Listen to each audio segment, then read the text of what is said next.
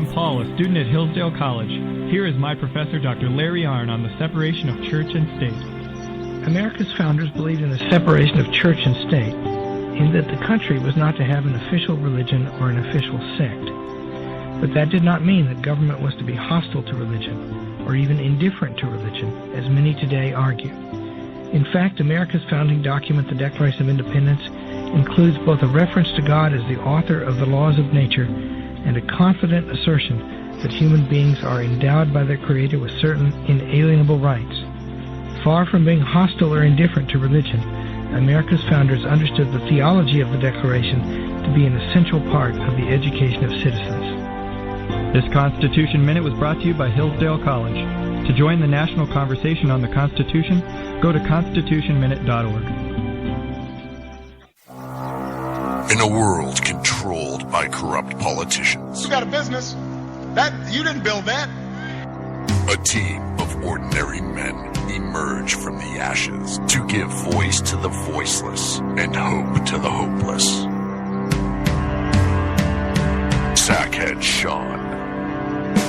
Dude, I'm not saying calf, you stupid pro. Sackhead Clint.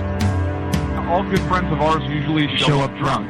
Also starring Sacco as the producer. I'm a little bit drunk, 'cause I'm drinking. They are the Sackheads Radio Show.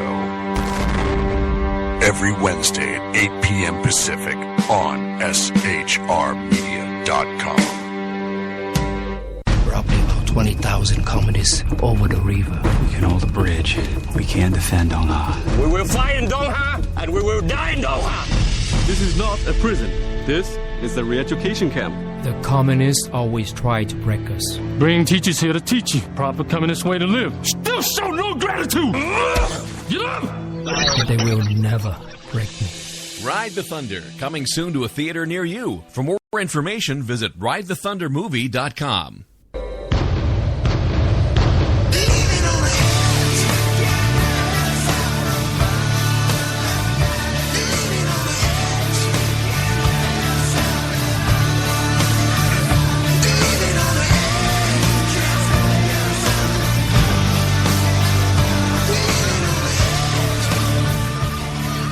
Good afternoon, Philadelphia and all over the world. You're listening to The Edge of Liberty, 1360 AM WNJC in Philadelphia, on the internet at WNJCradio.com, part of the Conservative Commandos radio network, as well as SHRmedia.com. I am coming to you live from the Time for a Hero studio. Thank you so much for joining me. I want to get right into it. We know about this horrific shooting that happened in South Carolina last evening, and on the phone with us right now is the editor-in-chief of Pundit Press, Dan Butcher.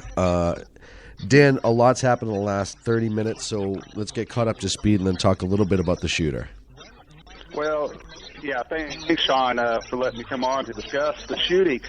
Just to get everybody caught up, Dylan Roof, the 21-year-old suspect in this shooting, has been arrested. He was arrested in Shelby, North Carolina, which is over 240 miles northwest from the crime scene. Richland County Sheriff Leon Lott confirmed that Roof has been taken into custody alive. Of course, Roof is accused of fatally shooting 9 people at the Emmanuel AME Church on Wednesday night in South Carolina. Here's what we know so far. Of the 9 victims, all were killed. 6 were female, 3 are male. A criminal history report shows that Roof was known to police. He was arrested in excuse me, I'm a little choked up. He was arrested in Lexington County on February 28th of this year on a controlled substance charge, and then again on April 26th on a trespassing charge. Neither one of those cases had been adjudicated. Let's see. Charleston Police Chief Greg Mullen has deemed the shooting a hate crime. The Department of Justice Civil Rights Division has opened a hate crime investigation into the shooting. Roof spent about an hour inside the church attending a regular Wednesday night prayer meeting before he started shooting. Roof allowed one woman to escape to explain to authorities what transpired. A young child did survive the shooting by playing dead, and she followed the instructions of her grandmother, and that's what saved her life. Let's see, it's kind of going down here. The shooting victims at Charleston's Emmanuel AME Church were killed because they were black. Charleston's police spokesman Charles Francis told CNN's Nick Valencia on Thursday. Francis said this after Valencia asked him what is leading authorities to investigate the shooting as a hate crime. There were a total of 13 people in the church when the shooting happened. The shooter, the 9 people who were killed, and 3 survivors. South Carolina's State Senator Larry Grooms, who was briefed by law enforcement, told CNN 2 of the survivors were not harmed. Now, here, a very interesting, and I was talking to a good friend of ours, Annie Ubellis, who lives in South Carolina. Among the dead was the church pastor and state senator Clemente Pinckney, who was 41. He had been a pastor since he was 18 years old. Pinckney was the youngest African-American elected to the South Carolina legislature when he won office in 1996 at age 23 and had been a state senator since 2000. He actually was Annie's state senator there in South Carolina. The other victims have not immediately been identified. Now, Annie Ubellis did tell me this about Pinckney. She said that even though she didn't agree with him everything politically, because he was a Democrat, she did greatly admire him because he always had his constituents at heart. Didn't matter if you were a Republican, if you were a Democrat, independent, or whatever. His door was always open for the constituents, to the people in the community. He was very well liked. So certainly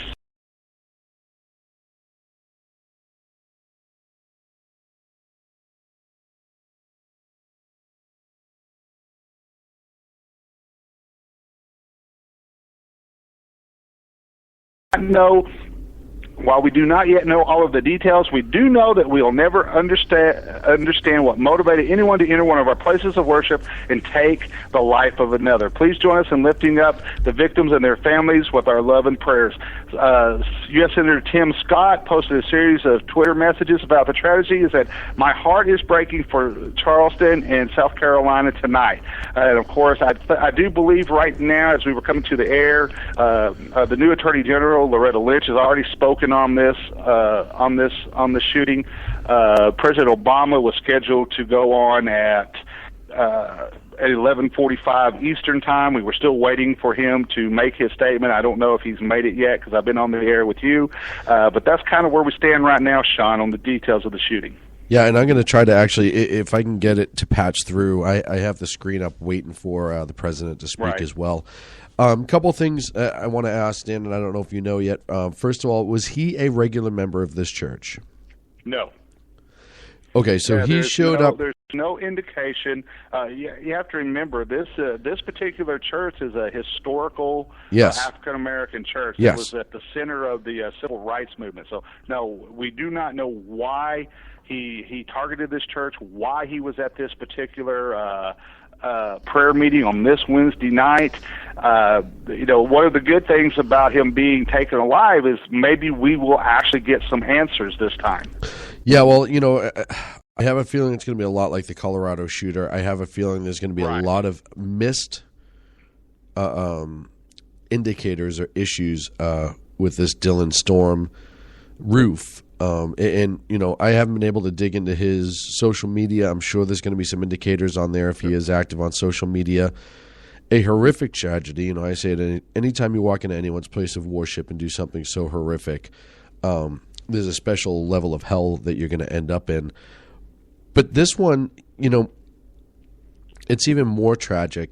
I guess it's really hard to gauge it being more tragic than other losses of life. But this is a shock the conscience type event, even more so than some of the other shootings we've had in the past because of where it transpired. Not only was it a historical church that was very, very pertinent during the civil rights movement, but it was a Bible study in general. And, you know, we've talked about incidents like this that have almost transpired or have transpired. This is obviously the worst mass shooting at a church this country has seen. And obviously my thoughts and prayers go with the family. But now is going to be the time to dig into what made this lunatic tick.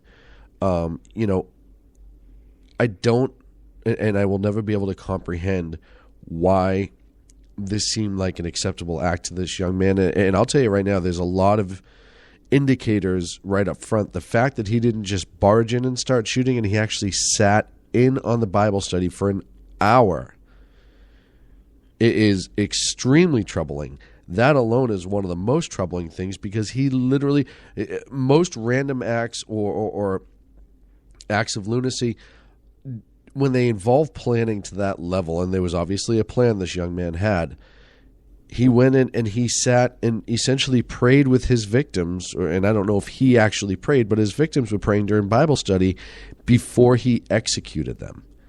And that is extremely troubling. Yeah, you know, Sean, I'll point this out. You know, there may very well turn out to be a racist element to this, but you know, I did some searching on, of course, you know, investigating, looking on social media. Ruth is 5'9", 120 pounds. I came across another Facebook page, another gentleman that's also named Dylan Roof. And the only difference is the spelling of the names. This Dylan only has one N in his name. And of course, he lives in South Carolina as well. Of course, his Facebook page was being inundated, yes, you know, with questions. And he put up a post saying, hey, you know what? You know, I'm not this Dylan Roof. I know who this guy is, but I'm not him. I've been confused with him before. And then reading down some of the posts in here saying, hey, you know what? We went to high school with this guy. He's a kind of a strange bird. So the similarities between the way that this shooting was carried out and the way the Colorado movie theater shooting was carried out are too eerie, Sean. There's a lot of things that coincide with one another here and are very similar in the way they were carried out. The people that carried out the attacks are very similar and look like they have very similar backgrounds. So it's going to be interesting to see how this plays out with this, because, you know, once again, you have to stop and think. You know, he purposely went in, sat with the members of the church, you know, basically reading the Bible, praying with them, and then shot most of them to death. So, you know, this is certainly a young man that, you know, even if there is a racist undertone to this is certainly a young man that, you know, he probably, we're going to find out, has some very, very serious mental issues. Yeah, and, you know, much like the Colorado shooter who said that he went specifically late at night so there'd be a minimal amount of children that would be harmed. Right. This guy allowed a woman to flee. And one of the questions in the chat room, he is a white male, and that may play a role in this. But he allowed somebody to flee to tell his story. That alone is a frightening thought. The fact that, and that tells you this wasn't a rage, this wasn't a heat of the moment, this wasn't hey, I just drive down the street and lost my job and everything. And it's not one of those horrific incidents. There was planning involved. There was malice. There was a forethought. He targeted these people for whatever reason, and it's not justified. I don't care how many times we talk about this. But he targeted unarmed, innocent civilians, women, children, and men. He executed all but one, and then for the intent of being able to tell his story, released her.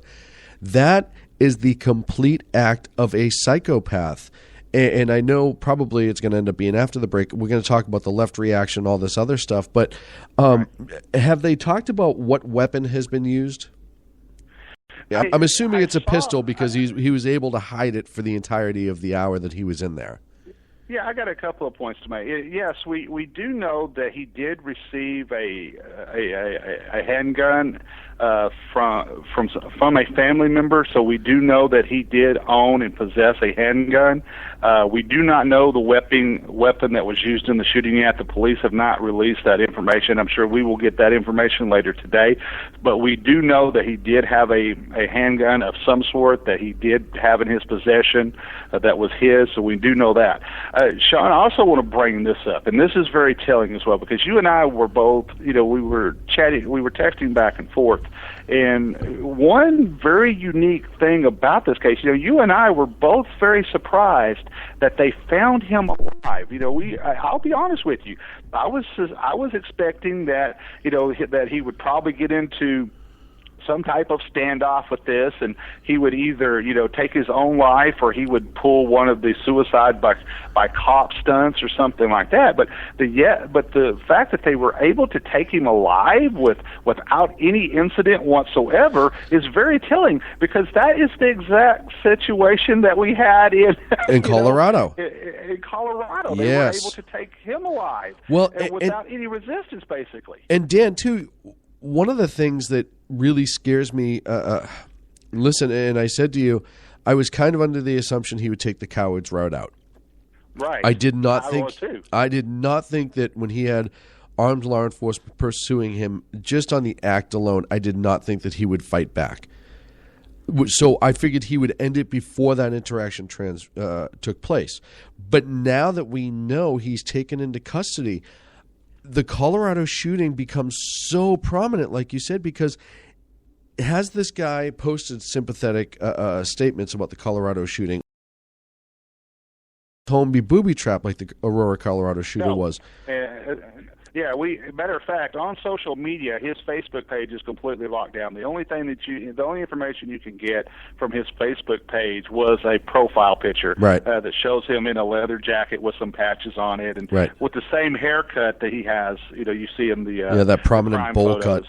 Right. But it'll be interesting to see as this goes on what his sympathies were and where they lied. And I have a feeling that Colorado will begin to play a role in this more and more, including the missed mental illness indicators by either family members, loved ones, etc.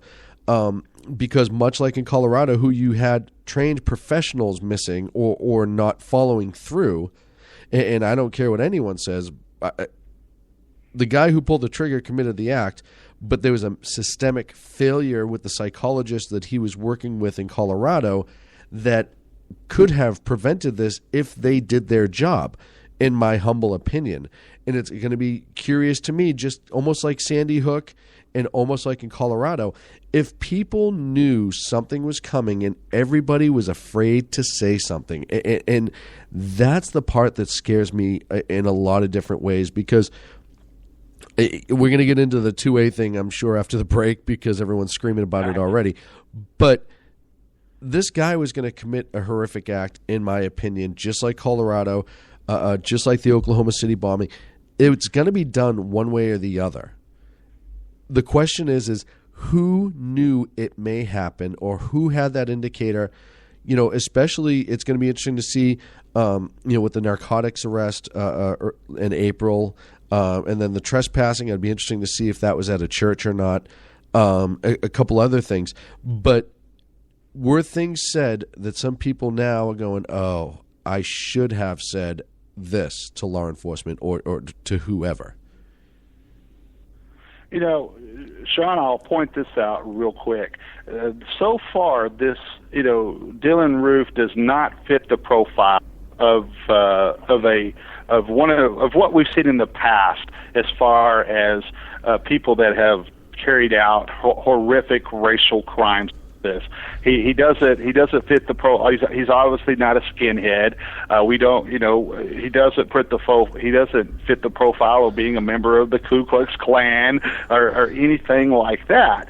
But then again, we don't know the full story. He may very well have some very racial undertones that he kept to himself. To why he did this. Yeah. But bottom line is, he fits so far he fits the exact same profile that we have seen in the Colorado shooting, Sandy Hook, and now this shooting.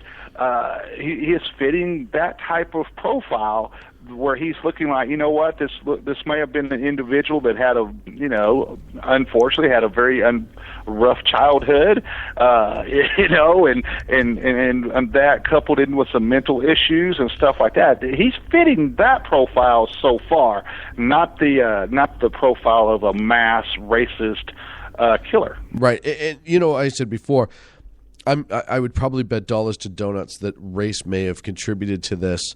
Right.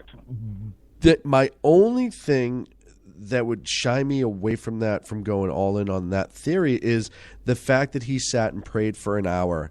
Yes. And I almost wonder if this isn't going to be on a different level than just race. And it could be a racially motivated, 100%. I don't know yet. But that alone tells me that there was something else going on that wasn't just racial motivation. You don't do that. You don't go and sit with and pray with people that you're going to murder because their skin is a different tone. It just doesn't fit any profile I have ever read or seen before. He could have very well been purposely targeting Christians as well, right, or any religious organization. So, I mean, in all honesty, this may have been the first church he picked out. We just don't know. There's so much stuff we don't know. There's so much stuff we're not going to know for days to come. So, just to let the listeners know, we presented the facts that we did know so far. So right now, we're speculating, throwing some theories out there, using some past incidents to kind of fit some pieces together to kind of understand this crime. But bottom line is crimes like this, no matter what the motivation is, are so hard to comprehend, so hard to understand what makes a person's mind do this. Whether it's racially motivated or it's an anti-Christian bias, or it's a lot easier for us to understand. This person was mentally unstable. Now, if it turns out that he was not mentally unstable and he was just a hate-filled racial lunatic, well, then we've got a whole nother situation on our hands, Sean. Well, and I agree, and I'm up against the break, so I'm going to close out with this. One of the things I want to see is if he had writings, what his motivational was, because if it was to alter a political field or a social field, and he specifically created this act to scare people, then I think he should be charged with terrorism, no different than Tsarnaev. Because, and I think you jump over or you add that in, if it's a hate crime, then yeah, they've already opened a hate crime investigation, and they absolutely should. There's zero reason why they shouldn't view that avenue, based on my opinion. But his motivation, I think you can amount, and it could amount to terror if we see what his true motivation is, which at that case, he should be tried and charged with terror, and he should be executed, in my opinion.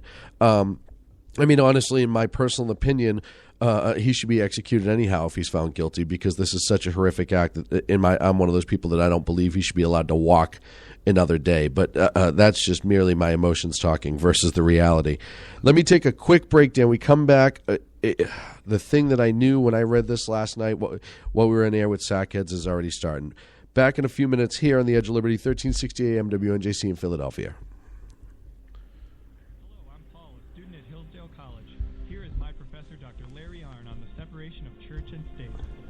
America's founders believed in the separation of church and state, in that the country was not to have an official religion or an official sect. But that did not mean that government was to be hostile to religion, or even indifferent to religion, as many today argue. In fact, America's founding document, the Declaration of Independence, includes both a reference to God as the author of the laws of nature and a confident assertion that human beings are endowed by their Creator with certain inalienable rights. Far from being hostile or indifferent to religion, America's founders understood the theology of the Declaration to be an essential part of the education of citizens. This Constitution Minute was brought to you by Hillsdale College. To join the national conversation on the Constitution, go to constitutionminute.org. In a world controlled by corrupt politicians, You got a business. You didn't build that. A team of ordinary men emerge from the ashes to give voice to the voiceless and hope to the hopeless. Sackhead Sean. Dude, I'm not saying calf for the stupid pro. Sackhead Clint. All good friends of ours usually show up drunk. Also starring Sacco as the producer. I'm a little bit drunk, I'm a little bit drunk, 'cause I'm drinking. They are the Sackheads Radio Show. There's something particularly every Wednesday at 8 p.m. Pacific on shrmedia.com. Probably about 20,000 communists over the river. We can hold a bridge. We can't defend Dongha. We will fly in Dongha, and we will die in Dongha. This is not a prison. This is the re-education camp. The communists always try to break us. Bring teachers here to teach you proper communist way to live. Still show no gratitude. Get up! But they will never break me. Ride the Thunder, coming soon to a theater near you. For more information, visit ridethethundermovie.com.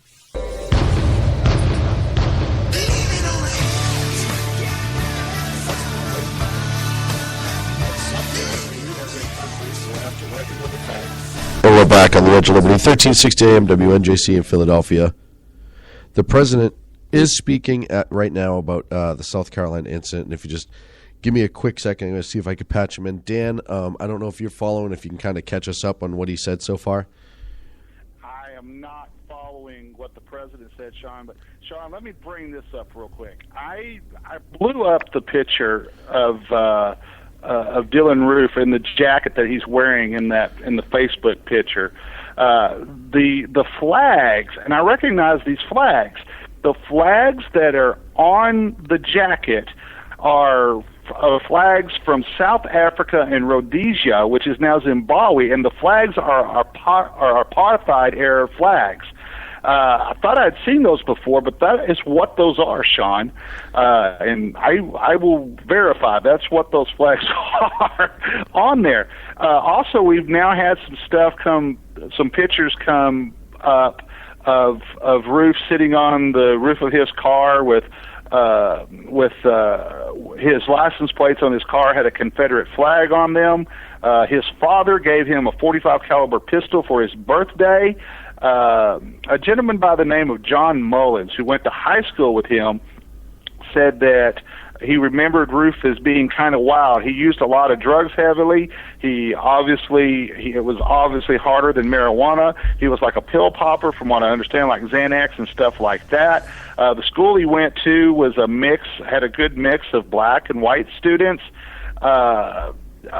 Roof did kind of have a reputation for spouting racist messages, according to this one guy. Go ahead. I get the president. I just want to listen in, and then we could pick that up on the other side. He said they lived meaningful lives, and they died nobly. They say to each of us, Dr. King said, black and white alike, that we must substitute courage for caution. They say to us that we must be concerned not merely with who murdered them, but about the system, the way of life, the philosophy which produced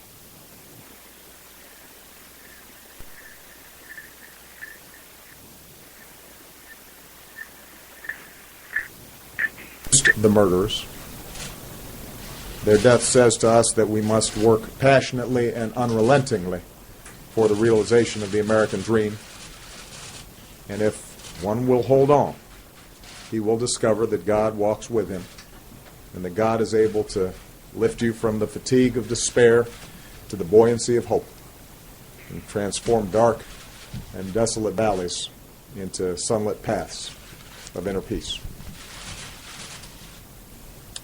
Reverend Pigney and his congregation understood that spirit.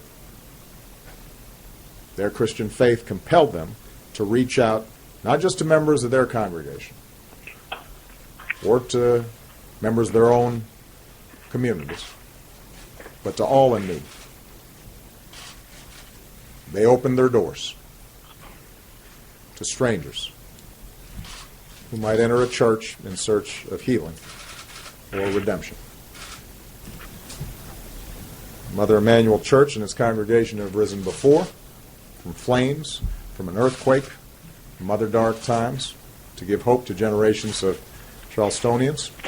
And with our prayers and our love and the buoyancy of hope, it will rise again now as a place of peace. Thank you. What would you do differently on gun? President Obama speaking, flanked by Vice President Biden, about the South Carolina shooting. Dan, before we jump to the president, we were talking about the patches, and I kind of want to get back into that again because, and then move on because there are more pictures that are coming out about some other things. But I think this kind of deserves to stand together, this whole conversation. So the picture of him with his patches, tell us again about the patches. Okay, what those flags are, the flags on the which, if you look, they're on the right side. I can't make out there's on the left side of his jacket. There's something that's embroidered on the jacket. So yeah, I'm trying to see if I can blow that up now. On the right side of his jacket are two flags, and those two flags are from the apartheid the apartheid era of South Africa and Rhodesia, which is now Zimbabwe. So that may have some significance there. Is some of his beliefs. Of course, now one of the pictures now that we're getting is, of course, Ruth sitting on the top of his car, and the license plates on his car have a Confederate flag. So look for something very big to be made out of that. Of course, we do know now that his father gave him a .45 caliber pistol for his birthday. Now, I want to get back to this one gentleman that went to high school with him, John Mullins. John Mullins confirmed that Ruth was a heavy drug user. He also was not, we were kind of speculating that he might have been an outcast or something like that, but he was not one of the outcasts in school. He wasn't a lot of people, he was kind of nondiscreet. A lot of people didn't know him, but some people did know him. So, but he wasn't necessarily a outcast. He did have a reputation for making racist jokes. Mullins said, I never heard him say anything but but he said that kind of Southern pride, I guess some would say, strong. He made a lot of racist jokes, but you don't really take them seriously like that. You don't really think of it like that. So and that's what he had to say. Here's another thing that was something that's very interesting. If you look at his Facebook page, the mix of friends, there's just under 100 friends, but there is a mix of white and black friends on his Facebook page. So he did have, obviously, white and black friends. And this is a non-confirmed quote that has just come out. This is being quoted from the cousin of the church's pastor, who said one of the told this individual that Ruth said before he started shooting everybody, I have to do it. You're raping our women and you're taking over the country. You have to go. That is unconfirmed. And so I'll see if I can get to that specific quote and confirm if Ruth did indeed say that before he started shooting everybody in the church. Well, and if it's so, I mean, it's very, very telling. Obviously, we talk about the flags. We can talk about the Confederate flag. We can talk about, but the fact that he made these jokes in high school and maybe beyond. I'm sure at the time they were just written off as immature, crude jokes. Right. But again, you start looking into the past now, and just based on some of the information we have, and you start to seek a motivation, it sounds like the motivation is starting to form up. Those patches are very, very telling. And thank you for pointing that out, because I saw the patches and I never really looked too far into them. So that's very, very telling. If he said that quote, if I recall, and maybe I'm wrong, Dan, the Colorado shooter made an announcement before he started shooting as well, and I forget exactly what it was, but I seem to recall that he made an announcement as well. It really gives you the understanding of how much premeditation was in this. Right. I'll point another thing out, Sean, and I just noticed this too, that the symbol, and I need to blow these pictures up a little bit more to see, but in the T-shirt that he was wearing, when the long sleeve T-shirt, sweatshirt that he was wearing, seems to have, I said there was a logo embroidered on the jacket.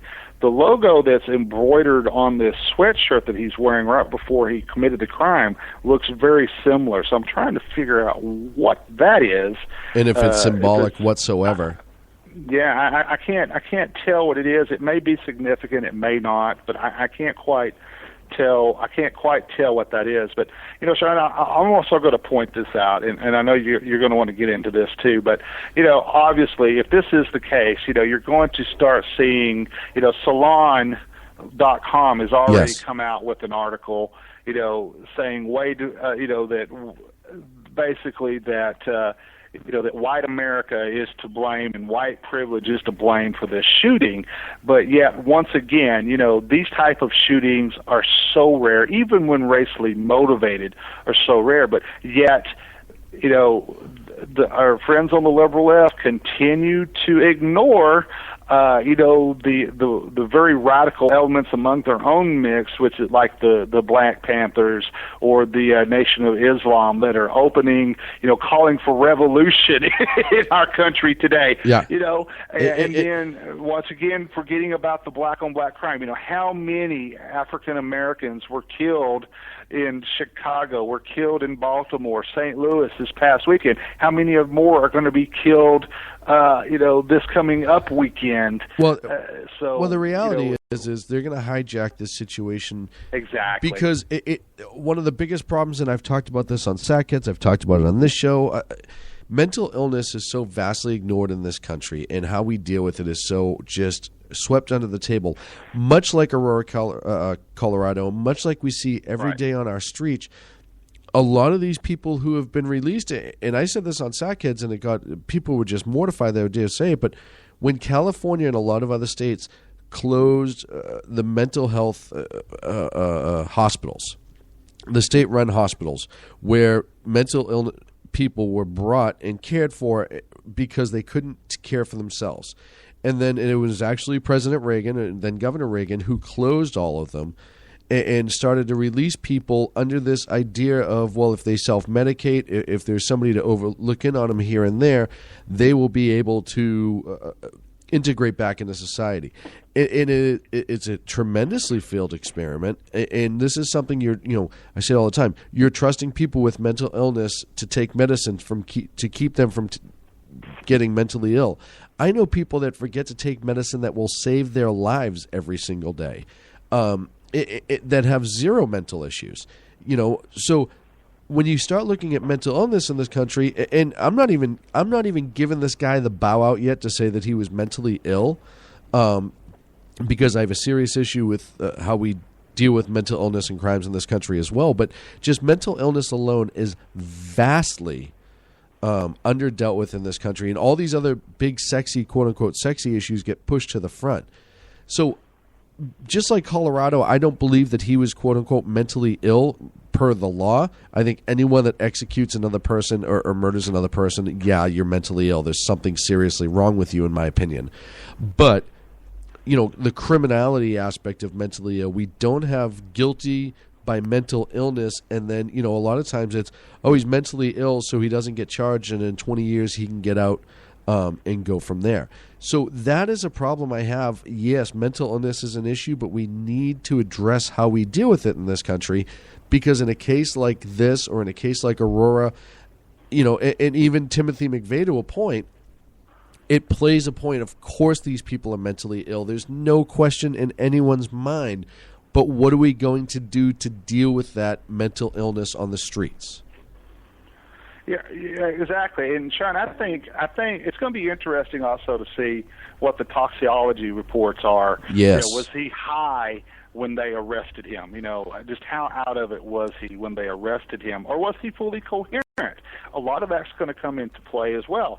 It would not surprise me if we see a combination of drug use once again, we're just speculating at this point if he's a racist or not, if some racist tendencies played into this, if some mental illness played into this, if it's a combination of everything. Was he delusional? There's a lot of things that are going to play into this. Because once again, we have to point out, because right now I'm seeing, Twitter is being lit up by the leftists, and the liberal blogs are absolutely going nuts, stating how extreme right-wing extremists are the biggest threat to the country today. Yes. And so they're already calling him an extreme right-wing extremist, well, how dangerous they are.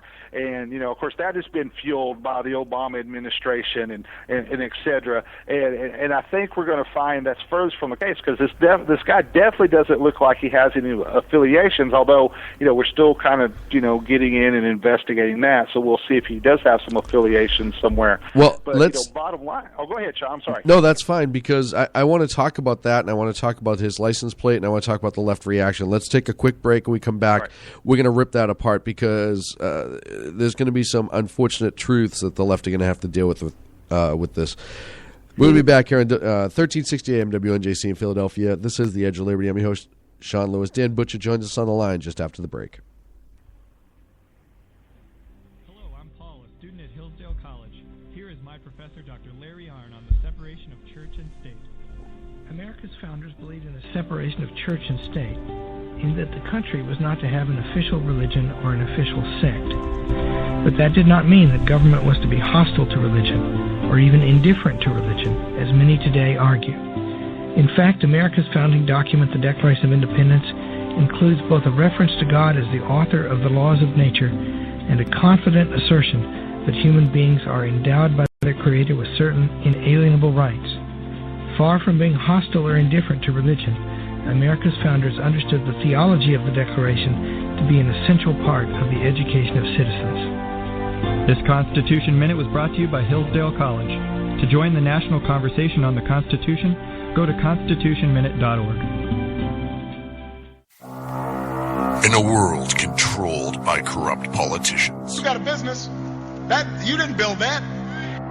a team of ordinary men emerge from the ashes to give voice to the voiceless and hope to the hopeless. Sackhead Sean. Dude, I'm not saying Kafka was stupid, bro. Sackhead Clint. All good friends of ours usually show up drunk. Also starring Sacco as the producer. I'm a little bit drunk, 'cause I'm drinking. They are the Sackheads Radio Show. Every Wednesday at 8 p.m. Pacific on shrmedia.com. Roughly about 20,000 communists over the river. We can hold a bridge. We can't defend Doha. We will fight in Doha, and we will die in Doha. This is not a prison.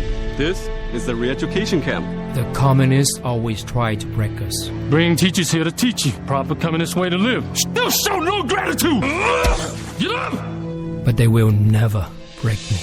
Ride the Thunder, coming soon to a theater near you. For more information, visit ridethethundermovie.com.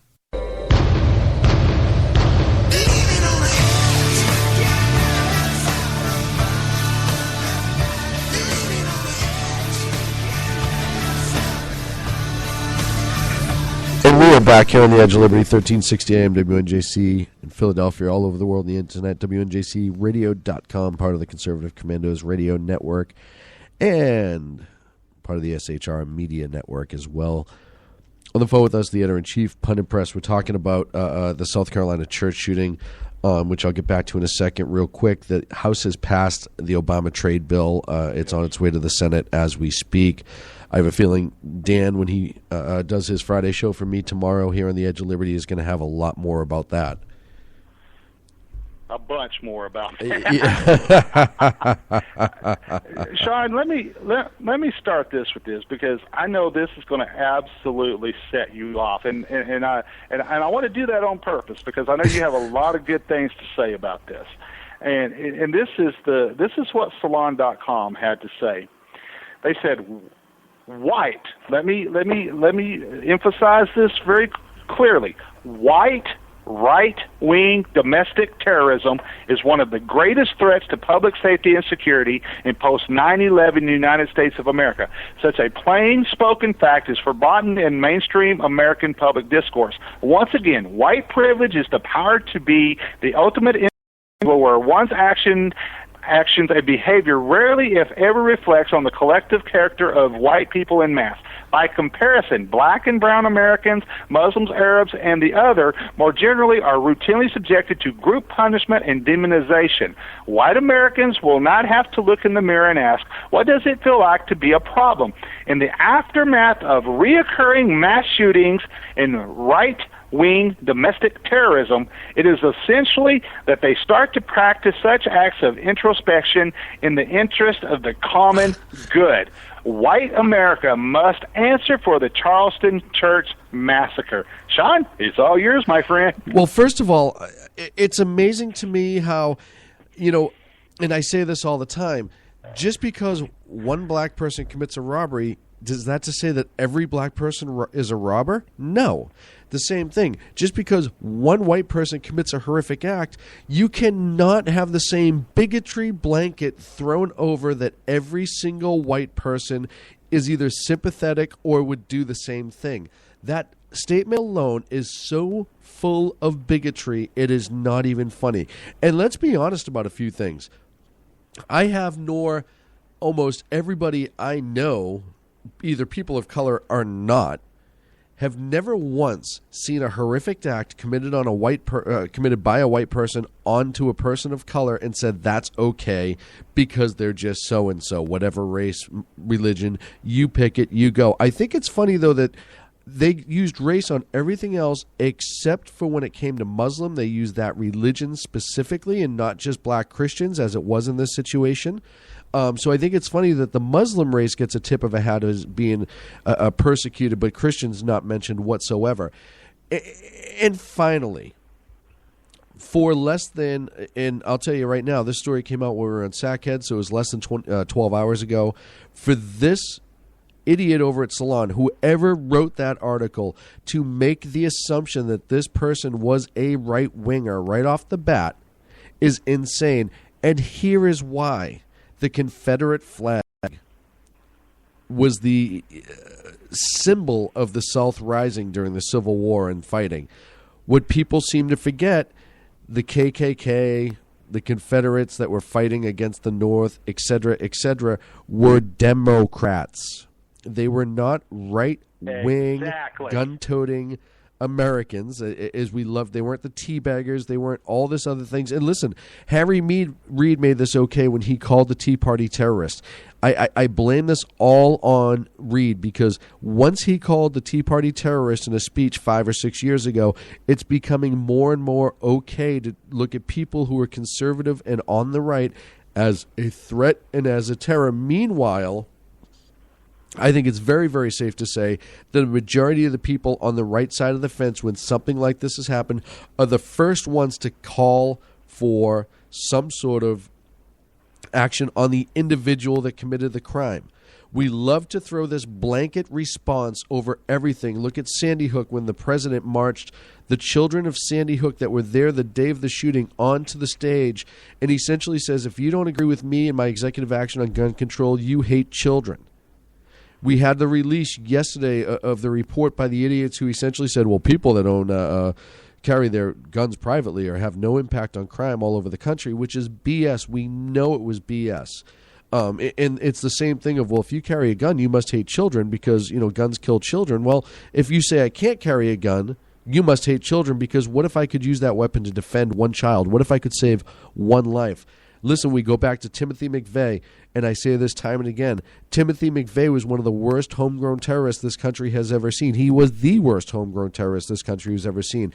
I am glad he died. I wished it was painful. I wished I could have been the one to push the button or pull the trigger, whatever you want to be. I absolutely am disgusted that anybody would make this political right off the bat. And it tells you very, very much where their motivation is. It has nothing to do with the people that perished in this horrific act last night. It has to do with pushing an agenda. And that is the final word on that. There's nothing else. You have proven it's about an agenda. There is no such thing as white privilege.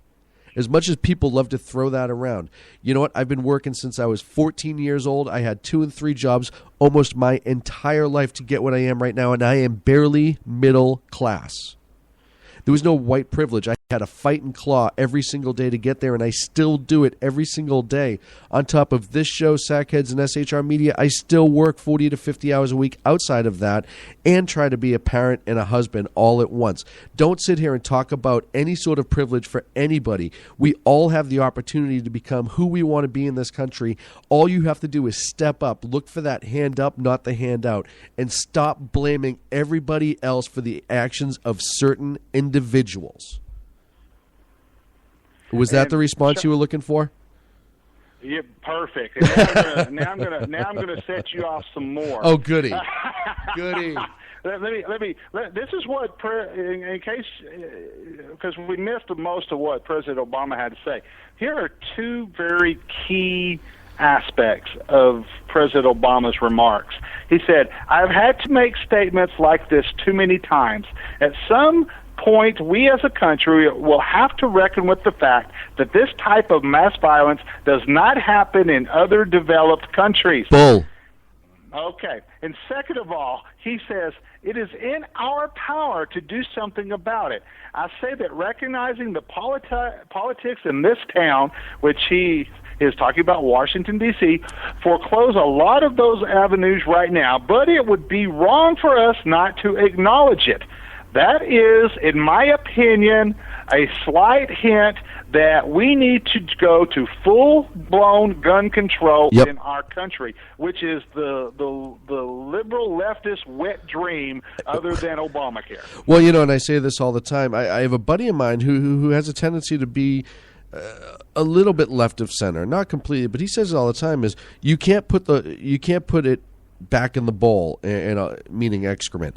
Once it's out, it's out. If we could go back to when the Chinese invented gunpowder and stopped them from doing it, it's a different conversation. And by the way, it wasn't America that invented guns. But reality is what it is. You could right now pass total gun control and say, everybody turn in their guns tomorrow by law. I'm not saying I want this, but I'm saying if they ever did this. And every single law-abiding citizen, as much as we would fight in the courts and all this other stuff, would not have guns, and every criminal, including this idiot, Dylan Storm Roof, would still have a gun. Or if these guns were never invented, say guns never happened, people still died en masse prior to weapons being used. The first mass killing in this country was completed by a Native American with a tomahawk at a school in Delaware, and I think it was 1720-something, in which I think it was 12 children and a teacher were murdered. The gun, I say it all the time, it's just a tool.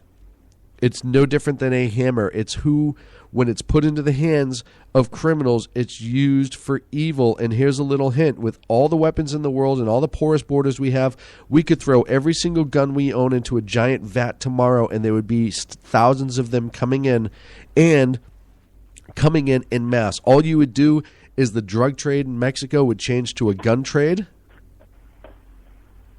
and it would be flooding, and it would be worse than ever. Proof point. This guy did not fight when the police showed up. Why? Because they were armed. He walked into a room full of unarmed people and executed them. Why didn't he fight when the police got there? Well, either he's a complete psychopath that wanted to be able to go in front of the media and the notoriety, and he wanted that and become some sort of martyr for his twisted cause, or he knew, and he's a giant coward, which I think we can all agree with at this point, he knew that he wouldn't stand a chance. So, what did he do? He put down his gun and he walked out. And that's what happens when you're met with resistance. And look at, we've seen time and again stories come out of people who are about to be attacked and killed that have pulled out a gun and have ended it before a shot was even fired. Sometimes it's a shot's fired. Sometimes, the perpetrator is killed. Heck, sometimes even the victim is killed. But the point is you can't keep blaming an inanimate object for the action of the sick, twisted, and insane. You need to blame the sick, twisted, and insane. They are the ones who need, and I feel like I'm talking about Sandy Hook and Aurora all over again. The people that commit the acts are the problems, not the tools they use. Timothy McVeigh did not use a gun at all to kill all of those people in Oklahoma City. You've had people who get angry in a car and drive into 20, 30 people at the same time.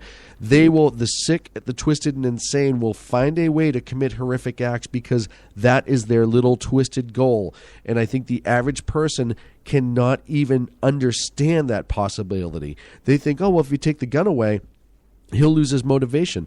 No. If you take the gun away, he'll just find a different way to do it. And I think for normal people that don't kind of read in and follow this stuff every day, they don't believe that because guns, it's so easy to go after guns. But I'll tell you right now, after 9/11, after 9/11 and after Timothy McVeigh, one of the biggest things that our government did was put out this false narrative of, oh, well, in order to keep ANFO, diesel fuel, and a couple other things from falling into the wrong hands by large amounts, we're going to have this new registry. So if you buy X amount of fertilizer over this amount of pounds, it'll be written down in a book somewhere. That's all well and good. That way, after the fact, we know where they bought it, but it doesn't stop people from doing it. You could drive around to 15 different fertilizer places and get just as much fertilizer, ANFO, and diesel fuel as you need to do it again. The reality is the people who are going to do it are going to do it one way or another. And absolutely, Dave in the chat room just pulled it out. All the Chinese people, I think it was 21 that were killed in a Muslim attack with knives in China the last 6 months.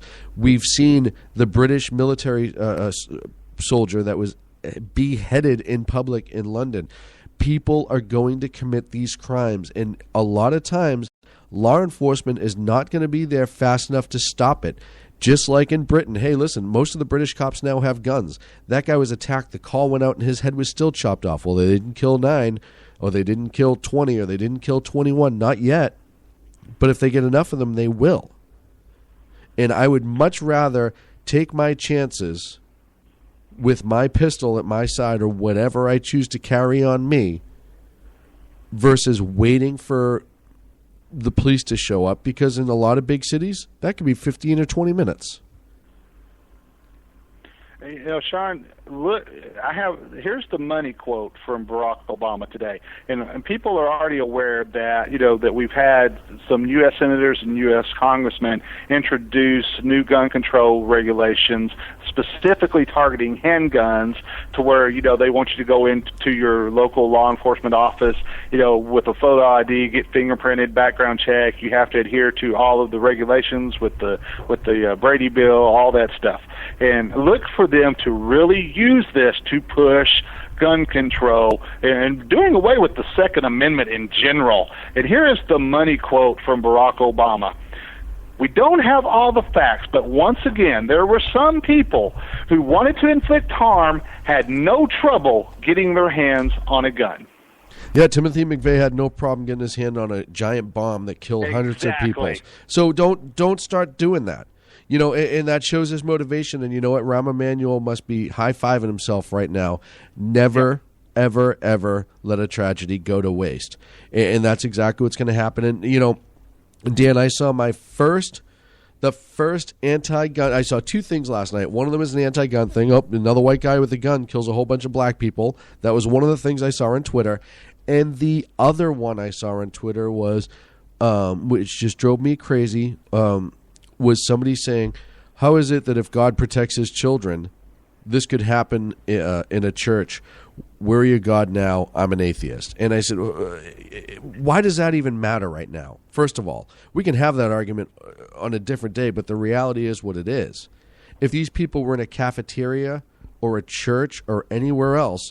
The simple fact of the matter is you cannot stop the mentally insane criminal from committing this act unless there is some sort of defensive setup ready to go. Look at Garland, Texas. Exactly. Once again, this is just another, and I know we only got a couple of minutes, so I'll do this 30 seconds. 30 seconds. In this particular case, no matter what the circumstances were, if Dylan Roof was high on drugs, if he was a racist, we don't know. He may have had some terrorist background in him. We don't know, but there was something that motivated him to do this crime. Just like there is the motivations behind the radical Islamists for the jihads they're carrying on and the mass terror attacks. Just like the motivation that we're seeing from the Black Panthers and the and Calypso Louis' Nation of Islam wanting to basically overthrow the government today. They're all radical elements, whether it's too far to the left, too far to the right, what have you. But in this case, once again, I think we're going to see a combination of some mental illness mixed in with maybe some racism and some drug abuse, Sean. I agree. And like I said, if the paperwork is there, if they can prove it, I hope they charge him with terror. And I truly hope he's put to death if convicted. Dan, that's it. I got to go. Dr. Arnn speaking. Listen to Dan right here on the Edge of Liberty tomorrow at 12 in the East, 9 in the West, 1360 AM WNJC Philadelphia. Thank you, sir. You bet. Thanks a lot, Sean. Folks, I'm out of here. I'll talk to you Monday. Stay with SHR Media and Pundit Press for all the updates on the news this weekend. Thank you for hanging out. I will talk to you soon.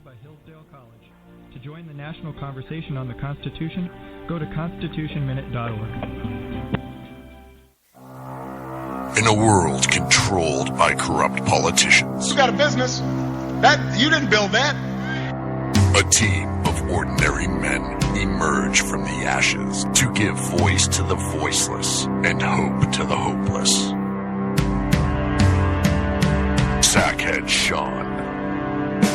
Dude, I'm not saying half of the stupid promo. Sackhead Clint. All good friends of ours usually show up drunk. Also starring Sako as the producer. I'm a little bit drunk, 'cause I'm drinking. They are the Sackheads Radio Show. Every Wednesday at 8 p.m. Pacific on shrmedia.com. Probably about 20,000 communists over the river. We can hold a bridge. We can defend Dongha. We will fight in Dongha, and we will die in Dongha. This is not a prison. This is the re-education camp. The communists always try to break us. Bring teachers here to teach you proper communist way to live. Still show no gratitude. Get up! But they will never break me. Ride the Thunder, coming soon to a theater near you. For more information, visit ridethethundermovie.com.